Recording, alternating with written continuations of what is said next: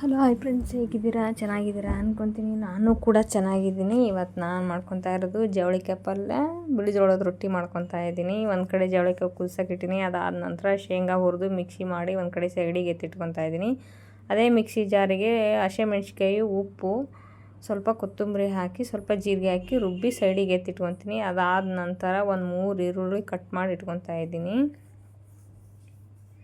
1 tomato ಹಾಕ್ಕೊತೀನಿ. ನೀವು ಇದೇ ಥರ ಮಾಡ್ತೀರಾ ಅಂತ ಗೊತ್ತು, ಬಟ್ ಆದರೆ ನಾನು ಏನು ಮಾಡ್ಕೊತೀನಿ ನಿಮ್ಮ ಜೊತೆಗೆ ಶೇರ್ ಮಾಡ್ಕೋಬೇಕು ಅಂತ ನನಗೆ ಇಷ್ಟ, ಹಾಗಾಗಿ ಶೇರ್ ಮಾಡ್ತಾ ಇದ್ದೀನಿ. ಸ್ವಲ್ಪ ಕೊತ್ತಂಬರಿ, ಜವಳಿಕಾಯಿ ಕುದೀತಾ ಇದೆ. ಅದಾದ ನಂತರ ಒಂದು ಬಾಣಲಿ ಇಟ್ಕೊಂಡು ಸ್ವಲ್ಪ ಎಣ್ಣೆ ಹಾಕ್ಕೊಂಡು ಸಾಸಿವೆ ಜೀರಿಗೆ ಹಾಕ್ಕೊತೀನಿ. ಈರುಳ್ಳಿ ಹಾಕ್ಕೊತೀನಿ, ಚೆನ್ನಾಗಿ ಫ್ರೈ ಮಾಡ್ಕೋಬೇಕು. ಕರಿಬೇವು ಸೊಪ್ಪು, ರುಬ್ಬಿಟ್ಕೊಂಡಿರುವಂಥದ್ದು, ಹಸಿಮೆಣ್ಸಿನ್ಕಾಯಿ, ಖಾರ,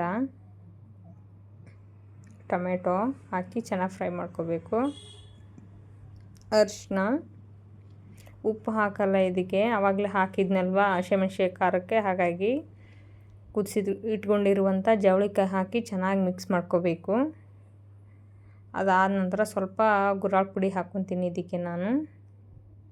ತುಂಬಾ ಚೆನ್ನಾಗಿರುತ್ತೆ. ಒಂದು ಸತಿ ನೀವು ಟ್ರೈ ಮಾಡಿ, ಹೇಗಾಗಿದೆ ಅಂತ ನನಗೆ ಕಮೆಂಟ್ ಮಾಡಿ. ಗುರಾಳ್ ಪುಡಿ ಆಮೇಲೆ ಶೇಂಗಾ ಪುಡಿ ಹಾಕ್ಕೊತಾ ಇದ್ದೀನಿ. ಚೆನ್ನಾಗಿ ಮಿಕ್ಸ್ ಮಾಡ್ಕೋಬೇಕು. ಅದಾದ ನಂತರ ಒಂದು ಕಡೆ ರೊಟ್ಟಿ ಮಾಡ್ಕೊಳಕ್ಕೆಲ್ಲ ರೆಡಿ ಮಾಡ್ಕೊತಾ ಇದ್ದೀನಿ. ನೀರು ಕುದೀತಾ ಇದೆ. ರೊಟ್ಟಿ ಹಿಟ್ಟು ಕಲಸೋದ್ರಿಂದ ಹಿಡಿದು ರೊಟ್ಟಿ ಮಾಡೋವರೆಗೂ ರೆಸಿಪಿ ಹಾಕಿದ್ದೀನಿ. ಈಗಲೇ 3 ಸತಿ ಹಾಕಿದ್ದೀನಿ ಹಿಂದಿನ ವ್ಲಾಗಲ್ಲಿ. ಈಗೂ ಅದಕ್ಕೆ ಯಾಕೆ ತೋರಿಸ್ತಾ ಇದ್ದೀನಿ ಅಂದರೆ, ಜವಳಿಕಾಯಿ ಪಲ್ಯಕ್ಕೆ ಏನು ಕಾಂಬಿನೇಷನ್ ಚೆನ್ನಾಗಿರುತ್ತೆ ಅಂತಂದರೆ, ಜವಳಿಕಾಯಿ ಪಲ್ಯಕ್ಕೆ ರೊಟ್ಟಿನೂ ಮಾಡ್ಕೊಬೋದು, ಚಪಾತಿನೂ ಮಾಡ್ಕೊಬೋದು. ಆದ್ರೇನು ಚಪಾತಿಗಿಂತ ರೊಟ್ಟಿನೇ ಚೆನ್ನಾಗಿ ಅದಕ್ಕೆ ಟೇಸ್ಟ್ ಕೊಡೋದು. ನಾನಿವತ್ತು ಬಡ್ದು ಮಾಡ್ಕೊತಾ ಇಲ್ಲ, ರೊಟ್ಟಿ ಉದ್ಬಿಟ್ಟು ಮಾಡ್ಕೊತಾ ಇದ್ದೀನಿ. ಆದರೆ ಉದ್ದೋದಷ್ಟು ನೀಟಾಗಿ ಬರಲ್ಲ, ಆದರೂ ಉದ್ದಬೇಕು, ಕಲಿಬೇಕು ಅಂತ ಕಲ್ಕೊತಾ ಇದ್ದೀನಿ ಉದ್ಬಿಟ್ಟು ಮಾಡೋದು. ರೆಡಿ ಆಯಿತು, ರೊಟ್ಟಿ ರೆಡಿ ಆಗ್ತಾಯಿದೆ.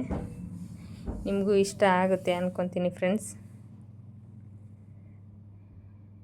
ನಾನು ಹೇಗೆ ರೊಟ್ಟಿ ಮಾಡಿಕೊಡ್ತಾ ಇದ್ದೀನಿ ಹಾಗೆ ಊಟ ಮಾಡ್ಕೊತಾ ಇದ್ದಾರೆ ನಮ್ಮ ಮನೆಯಲ್ಲೆಲ್ಲ.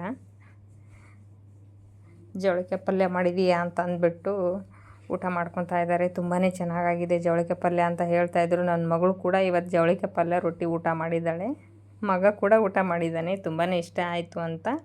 ನಿಮಗೂ ಇಷ್ಟ ಆದರೆ ಲೈಕ್ ಮಾಡಿ, ಶೇರ್ ಮಾಡಿ, ಕಮೆಂಟ್ ಮಾಡಿ, ಸಬ್ಸ್ಕ್ರೈಬ್ ಮಾಡ್ಕೊಳ್ಳಿ. ನಾನು ಮಾಡೋ ವಿಡಿಯೋ ಎಲ್ಲ ನಿಮಗೆ ತಲುಪುತ್ತೆ.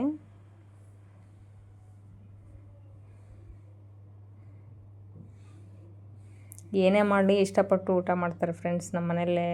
ಅದು ಇದು ಅಂತ ಏನು ಅನ್ನಲ್ಲ. ಅದಕ್ಕೆ ಏನೇ ಅಡುಗೆ ಮಾಡಿಕೊಟ್ರು ಕೂಡ ಚೆನ್ನಾಗಿದೆ ಅಂತ ಇಷ್ಟಪಟ್ಟು ಊಟ ಮಾಡ್ತಾರೆ. ನಾವು 10 ಜನ ಆಗಿರೋದ್ರಿಂದ ಏನೇ ಮಾಡಲಿ ಚೆನ್ನಾಗಿ ಮಾಡ್ಕೊಂಡು ಊಟ ಮಾಡ್ಕೊತೀವಿ.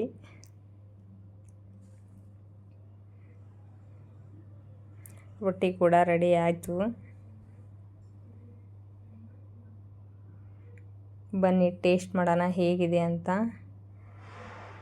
ತುಂಬಾ ಚೆನ್ನಾಗಿದೆ. ನಿಮಗೂ ಇಷ್ಟ ಆಗುತ್ತೆ ಅಂದ್ಕೊತೀನಿ. ಮತ್ತೆ ಸಿಗ್ತೀನಿ ನೆಕ್ಸ್ಟ್ ವ್ಲಾಗಲ್ಲಿ. ಬಾಯ್.